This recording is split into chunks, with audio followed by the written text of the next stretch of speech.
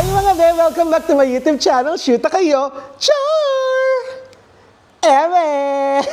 So mga be, you can follow me on my Instagram as Braille2014 para lagi kayong updated sa mga chika ni Akla. Oh, gusto nyo yun?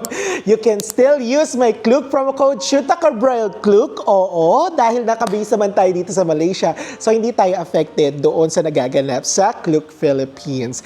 And kung magbubook naman kayo sa Agoda Hotels and Activities for Hotel, you can use Braille Agoda for Hotel. And for activities, you can use SB Tour Agoda. Oh, gusto nyo yun? Dahil dyan, goda na sa Agoda and you can still subscribe. Oo, still. Lalaban tayo for 10K subscribers sa ating YouTube channel. Ah, gusto niyo? Ang saya!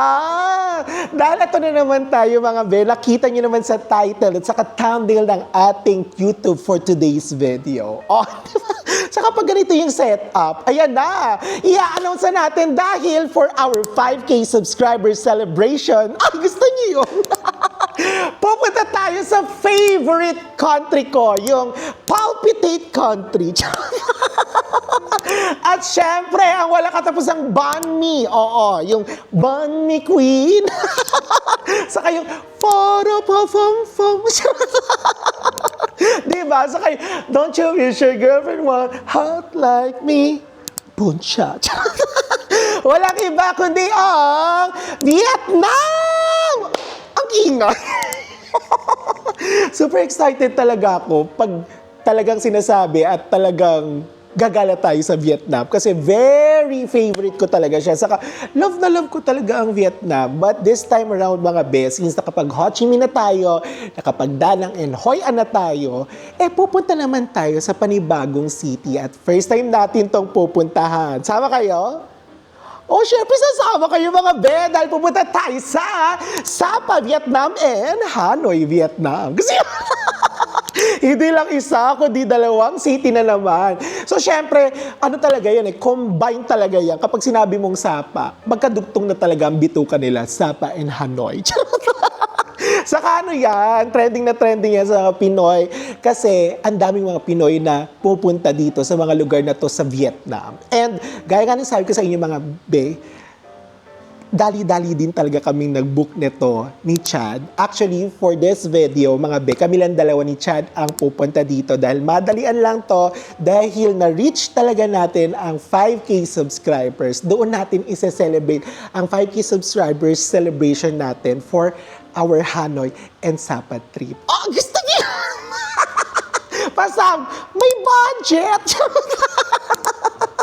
At saka mga be, ang gagawin din namin dito is, ang gusto naman namin atake for this vlog is chill, tapos yung nature, dahil nga trend na tayo, and also yung parang slow facing lang, hindi tayo magmamadali, and also, di ba, i-appreciate yung ganda ng Sapa, and then, gusto ko rin namang ma-discover yung alam mo yon yung heritage naman ng Hanoi. So kaya gusto rin namin puntahan to dahil, 'di ba, parang sa lahat ng cities in Vietnam, Sapa and Hanoi yung isa sa mga famous P-E-Y-M-U-S pinaka-famous or one of the famous cities na bibisitahin nyo kapag pumunta kayo ng Vietnam. So kung vegetarian ka at gusto mong mag-international flight at gusto mo talagang magbakasyon sa ibang bansa, piliin mo si Vietnam kasi ang mura talaga. From the hotel, from the tours,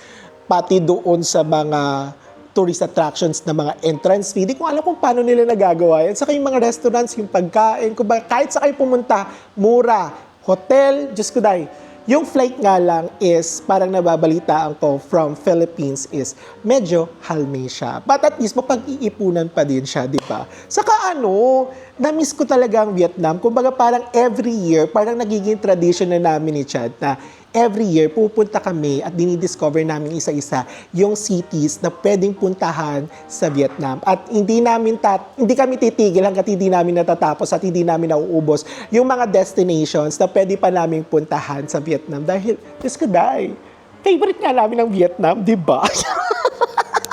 So, eto na, ang haba na naman ng intro natin. So, without further ado, mga be, simulan na natin to. So, 4 days kami sa Sapa and 4 days din kami sa Hanoi. So, actually, kapag binilang siya, parang magiging 9 days and 8 nights talaga siya. Ganun yung atake niya. So, first, punta tayo sa requirements natin. So, yung requirements is valid passport. Oo. So, kailangan more than 6 months yung Philippine passport nyo. Kailangan valid, ha? Wag hindi valid kasi kapag hindi valid dahil, alam nyo na, hindi kayo makakapasok. So, return flight ticket. Make sure return yung ibubuk nyo kasi kapag hindi siya return, may tendency na tanungin talaga kayo. Actually, tatanungin talaga kayo. Kaya kailangan return flight ticket. And also, yung confirmed hotel booking nyo to Sapa and also doon sa Hanoi. So, simple lang. Wala sila yung mga online arrival card or yung pinaka-arrival card. Dire-diretso lang. Passport, saka boarding pass, diretso papunta ng immigration. So, visa, yes, visa-free tayo sa Vietnam. So, ang days ng pwede tayo magstay sa Vietnam, mga be, is 21 days. So, 21 days, mga be, hindi tayo 30 days, ha? Huwag kayong bida-bida. 21 days lang tayo sa Vietnam. Bakit nga naman kasi 21 days lang Vietnam? So, hindi mo pa sinagat ng 30 days? Baka sa ibang bansa 30 days. Nagreklamo pa. So next natin is our flight. So since pinag-uusapan natin yung flight, trusted ko talaga is AirAsia. So AirAsia kami nag-flight from Kuala Lumpur to Hanoi. So Hanoi kami bababa, mga be, sa Noi Bai Airport. And then pabalik rin ng Kuala Lumpur, from Hanoi to Kuala Lumpur via AirAsia tayo. AirAsia, beke naman. Hindi ambassador, no? Pero grabe makapag-promote sa inyo, ha? Kasi trusted talaga ako, mga be. Since nandito ako sa Malaysia, nagtrabaho, AirAsia na talaga yung gamit ko kahit umuwi ako ng Pilipinas. Paminsan-minsan lang talaga yung Cebu Pacific and Philippine Airlines kapag wala ng choice. AirAsia! Kaya naman, itag nyo sa AirAsia, mga be. And next is, syempre, iba yung sakit type sa Vietnam. So, mga be, much better para hindi kayo ma-hassle, 'di ba? Kadalasan, 'di ba, pag nagfa-flight tayo, alam naman natin na kailangan agad-agad is meron tayong saksakan. So, much better, mga be, alamin niyo yung saksakan ng mga bansa na pupuntahan nyo. For Vietnam, yung sakit type nila is A and C. Type A and C. So, lalagay ko na lang dito yung itsura nung saksakan. So, much better, mga be, magdala na kayo ng universal adapter para hindi kayo ma-hassle. Saka, hindi na rin kayo maaligaga kung saan kayo bibili, di ba? So, next is yung, syempre, connectivity natin, which is yung electronic SIM card. So, mga be, yung electronic SIM card, bumili lang kami nito sa Agoda, which is yung Vietnam 5G eSIM card, unlimited data. So, yung, provider niya is si Vinaphone. So, nagkakalaga siya ng 42 Malaysian ringgit via Agoda. So, kinumpare ko siya from Agoda to Klook. Mas mahal sa Klook, mga be. So, sa Klook nakakalaga siya ng 52 Malaysian ringgit. If I'm not mistaken, parang 7 days or 8 days to. So, check nyo na lang, mga be. Pwede nyo siyang i-compare. So, kinumpare ko talaga siya from Klook and for Agoda. Mas mura talaga si Agoda. So, doon tayo sa mas mura, ama, dahil vegetarian tayo.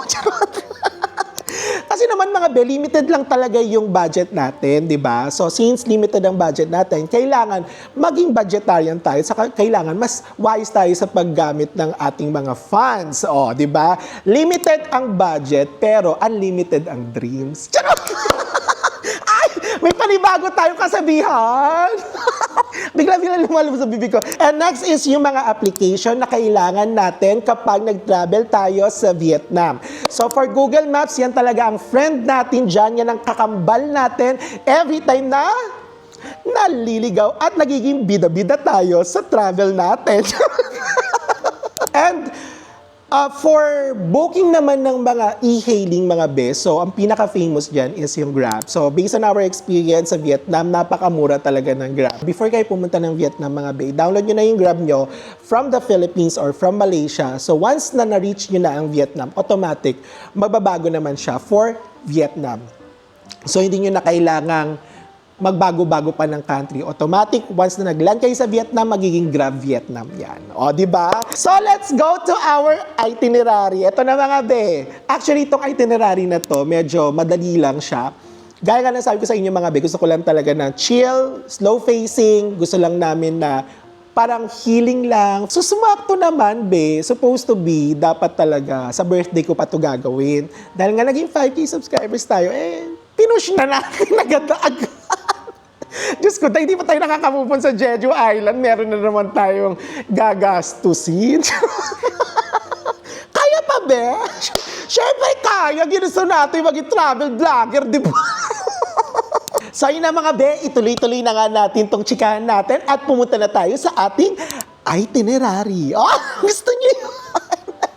So yung ating trip sa Sapa and Hanoi, Vietnam is from March 28 to April 5, 2026. So ang first day natin mga be is flight natin from Kuala Lumpur to Sapa, which is March 28 Saturday. So, umaga yung flight natin, if I'm not mistaken, 6 a.m. siya from Kuala Lumpur to Noi Bai International Airport. And then mga be, from Noi Bai International Airport, dediretso tayo sa Sapa. Oh, di ba? Meron naman kayong option mga be, kung gusto nyo unahin si Hanoi, pwede naman dumiretso kayo agad-agad doon, mag-book lang kayo ng Grab. Pero kami mga be, binook na agad namin yung sleeper bus namin from Noi Bai International Airport to Sapa. Oo, may option mga be na mismo sa airport kayo magpapa-pick up. Di ba? Pick up girl. So, inabil lang natin to mga be sa Klook via HK bus line. So, nagkakalaga siya ng 67.9 Malaysian ringgit. So, lower single cabin yung kinuha natin mga be. So, ayoko yung nasa taas, be. Kasi kapag nasa taas tayo, aalog-alog. Alam niyo naman, ayoko yung maalog, di ba? May nai-imagine ako. Bastos, charot.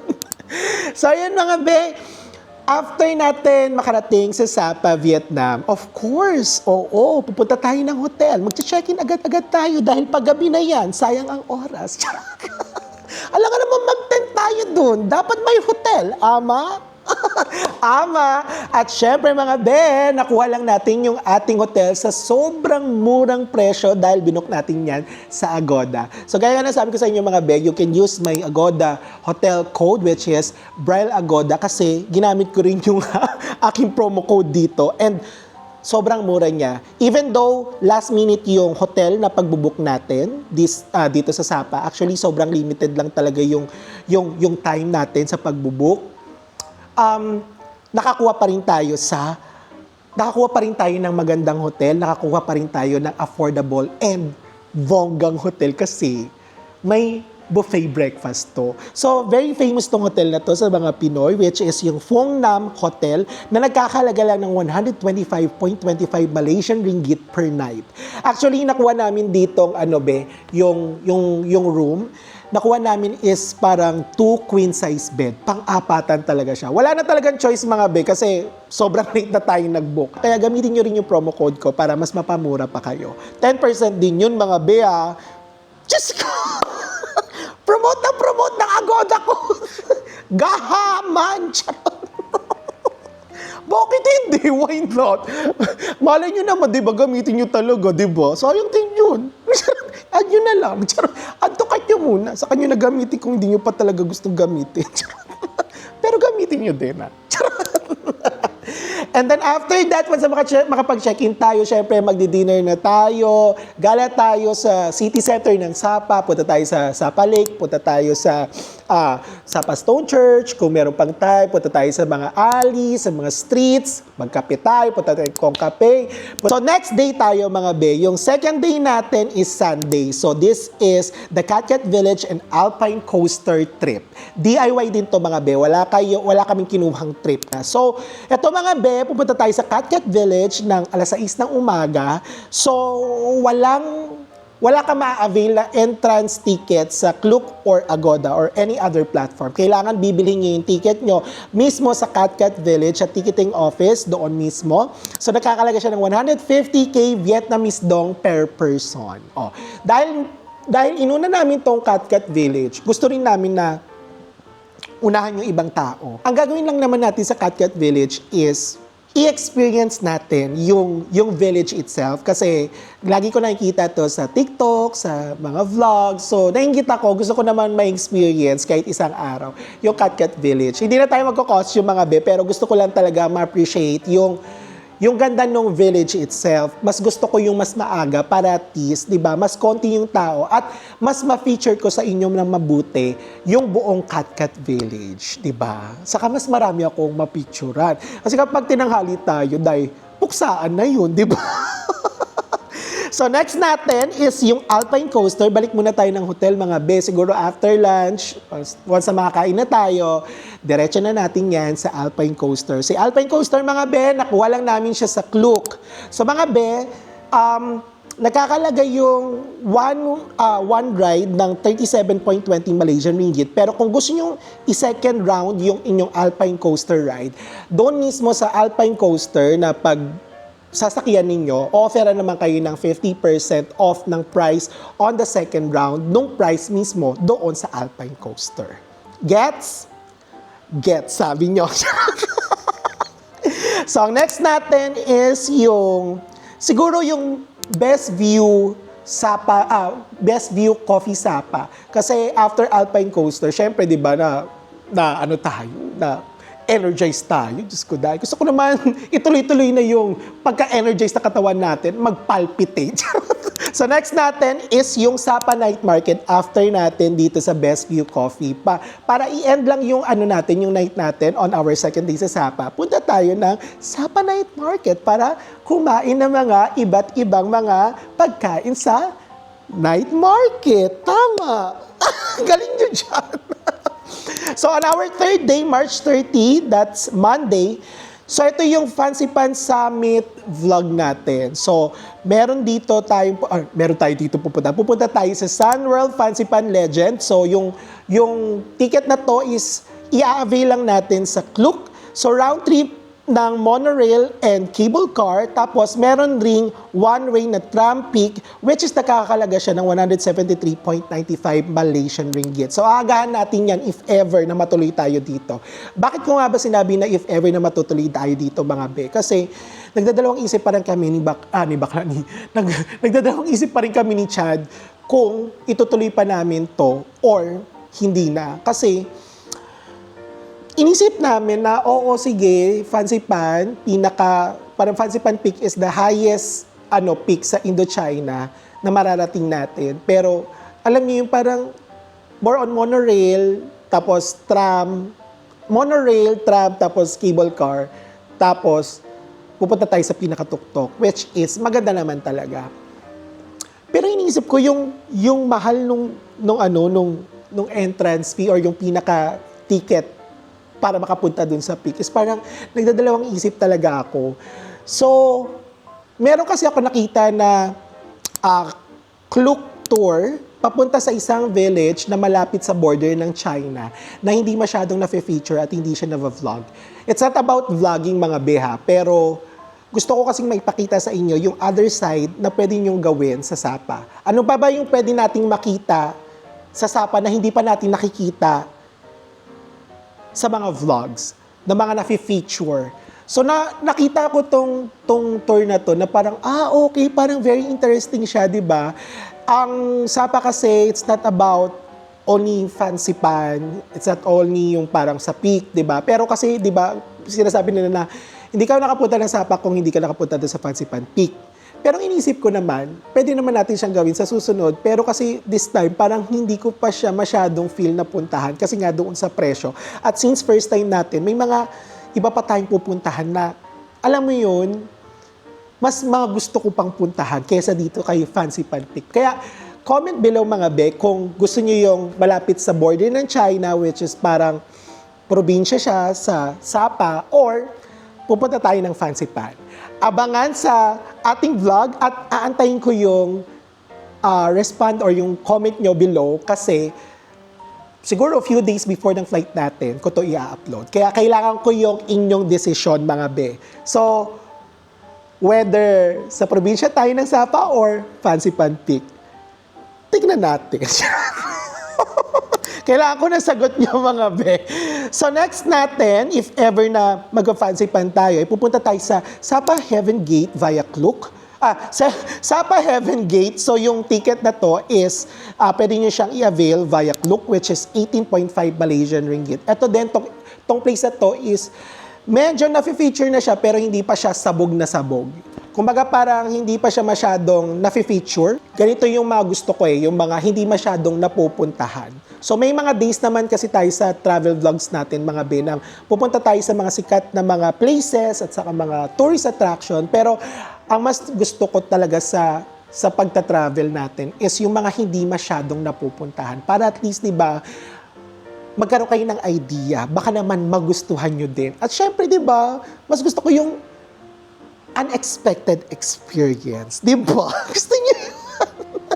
And next natin is, kung sakasakali nga na matuloy din tong fancy pan natin, punta tayo dun sa may Sapa Yen Hotel or yung Lado Homestay na view is yung train, yung very famous na train ng Sapa. Tapos magkakape lang. And then, next natin, if ever na matuloy ulit, pumunta tayo sa Swing Sapa Rainbow Slide. Even though, alam ko na, parang meron na atang bagong slide or rainbow slide sa Catcat Village. Kung hindi naman natin magawa yung sa Catcat Village, edi punta tayo ng Sapa Rainbow Slide. So next natin is March 31, the next day, which is Tuesday. That's DIY again. And gusto kong i-feature to. Bago na naman kasi nung last danang natin, nag-feature tayo ng mga coffee shops sa Danang, which is sobrang gaganda at sobrang mura. And this time around, mga be, pupunta tayo sa lower side of Sapa. And the lower side of Sapa is madaming mga cafes na hindi masyadong pinupuntahan ng mga turista. So gusto kong i-feature dito, mga be, is yung, asa na yon? Yung Sailing Sapa, Pavi Garden Sapa, Vietnam, Black and White Galleries sa Mok Restaurant, Mount House Sapa, and kung meron pa tayong extra time, pupunta tayo sa Chipao Coffee. So, yung eksena nito, mga be, is para siya mga paddy fields, tapos mga views ng mga mountains, and then parang very laid back talaga siya, very provincia. Yung ano talaga, yung totoong Sapa. And gusto ko yung i-feature dito sa ating trip. And I'm sure, ma-excite kayo dyan. Kasi, first, yung view, second is, hindi siya masyadong pinupuntahan. Third is, tingnan natin kung masasarap ba yung kape at saka yung mga pagkain. Oh, gusto niyo yan? Meron tayong ganong segment. And next natin is April 1, the next day, Wednesday. Ito na yung time natin na pupunta na tayo ng Hanoi. Sad to say na alis tayo ng Sapa ng ganong kabilis, but syempre, hindi naman ganun sobrang tagal lang pag-stay natin sa Vietnam for this trip. Kailangan nating hatiin kasi medyo mahaba yung travel time from Sapa to Hanoi. So, 8:30 a.m., pupunta na tayo ng Hanoi via HK bus line again. So, 67.9 Malaysian ringgit, lower single cabin via HK bus line Sapa office, doon tayo mismo pupunta. Oo, same bus tayo, 6 hours ulit yung ating travel time. So basically, mga be, makakarating tayo ng Hanoi Old Quarter ng mga hapon na, siguro 2 to 3 p.m.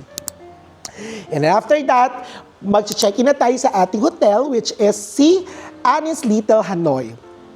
So, si Annie's Little Hanoi, mga be, actually, ang hirap kumuha ng hotel sa Hanoi. First is, mas mahal siya. Second is, ang lilit ng mga hotel. Third is, parang ang luluma ng mga hotel. Kung budgetarian ka talaga at mura lang talaga yung gusto mo. Fourth is, kailangan makita mo yung location. So, yung location natin is sentro talaga siya ng Old Quarter. Malaki kasi yung Old Quarter, mga be. So, buti na lang, tinignan ko talaga to sa Google Maps. And then, malapit siya talaga sa lahat sa mga tourist attractions, sa mga night markets, sa Old Quarter, sa mga famous na mga restaurants sa Hanoi, and also doon sa mga parang, yung mga cafe, famous na mga cafe shops. So, walang buffet breakfast to, pero nakita ko naman yung reviews is maganda siya, and then maganda rin yung room.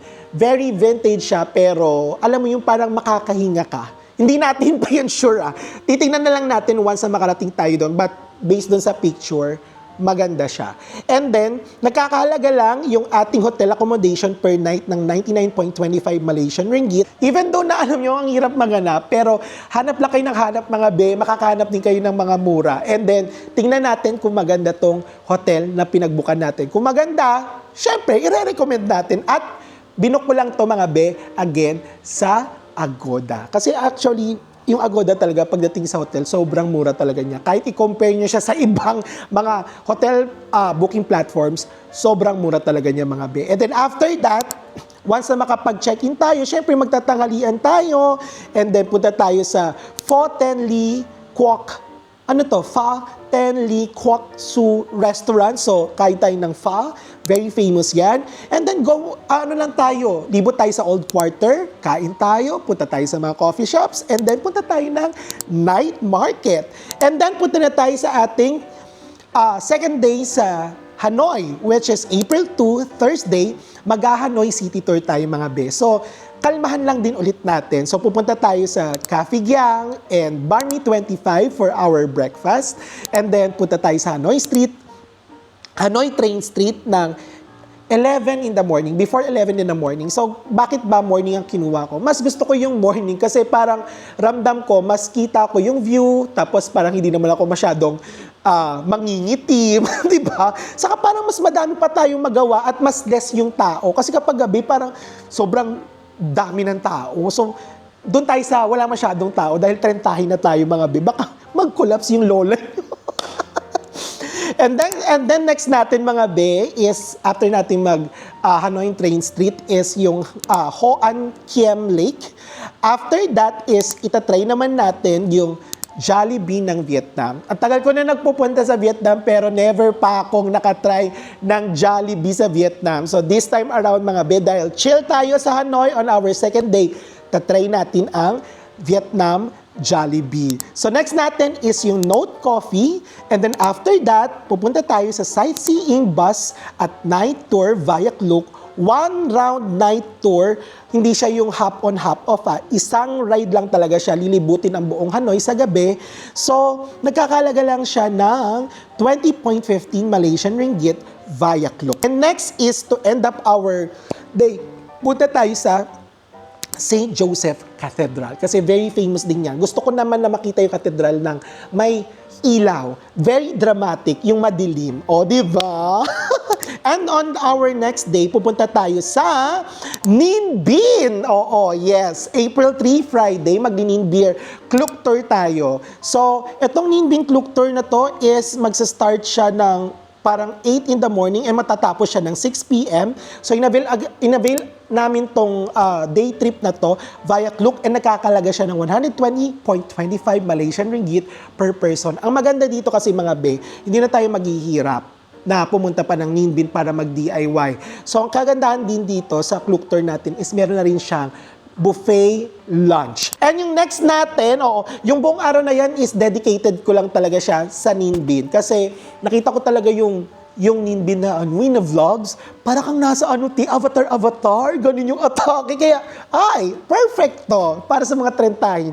Ganito na lang talaga yung mga boating, bicycle, tapos yung tingin ka lang ng mga bundok-bundok, saka, hi DR, hi D, hi! So on our parang last full day sa Hanoi, so pupunta tayo sa mga history attractions and magpapasalubong shopping tayo. So pupunta tayo sa Temple of Literature. So meron niyang entrance fee mismo doon sa site na 70,000 Vietnamese dong per person. Punta tayo sa Giao Moi Cafe. And then, punta tayo sa Thang Long Water Puppet Show. And then, nakita ko to sa Klook. Actually, mura na siya for VIP ticket. Nakakalaga siya ng 34.29 Malaysian ringgit. So, this time around, since hindi pa tayo nakaka-experience niyan dito sa ating vlog, experience natin itong Thang Long Water Puppet Show. O, di ba? Hindi lang mga gobyerno ang mga puppet. O, di ba? Sa Vietnam, may water puppet show. So after nating mag-water puppet show, pupunta tayo sa supermarket for pasalubong. Siguro punta tayo ng Lotte Mart or yung Go Thang Long or yung go.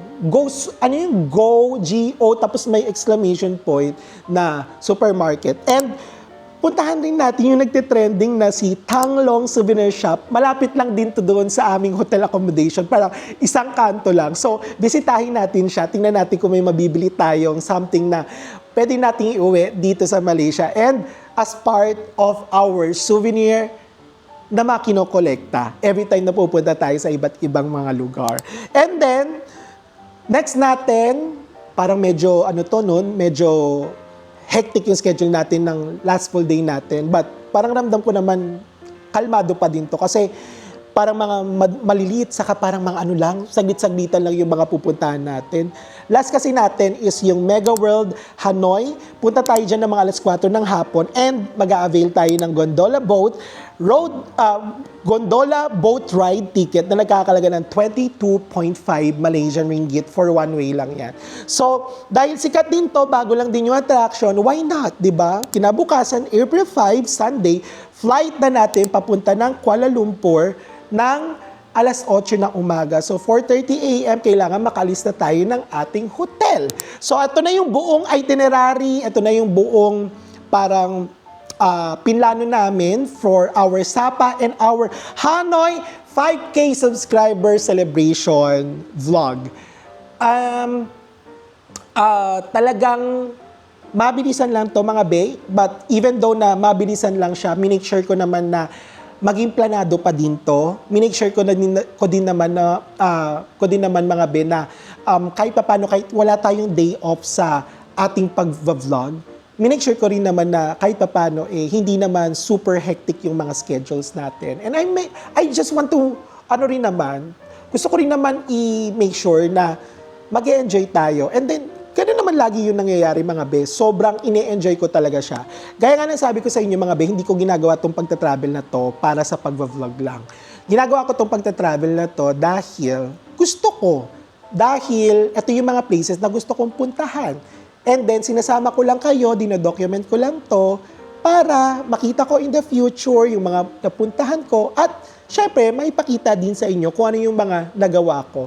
So, walang pressure, walang magmamadali, chill lang tayo, iibahin natin yung atake natin this time around for our Sapa and Hanoi vlog.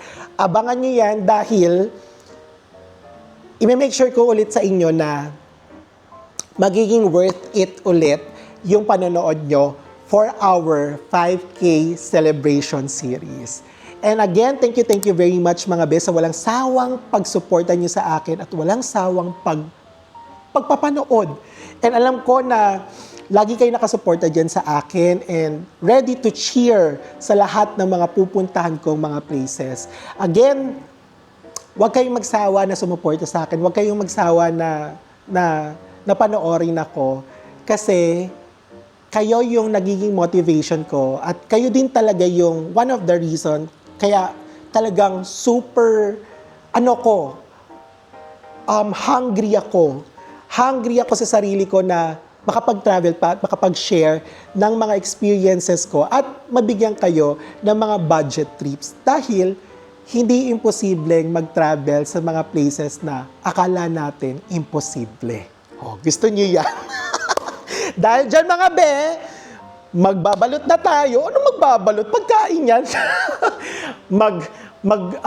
E-empake na tayo dahil in a few days, lilipad na agad ang ating team, kami lang yan dalawa ni Chad, papunta ng Sapa and Hanoi, Vietnam. See you there mga be! Don't forget to like, share, subscribe, and hit the notification bell dahil rarapa na tayo sa Sapa and Hanoi, Vietnam!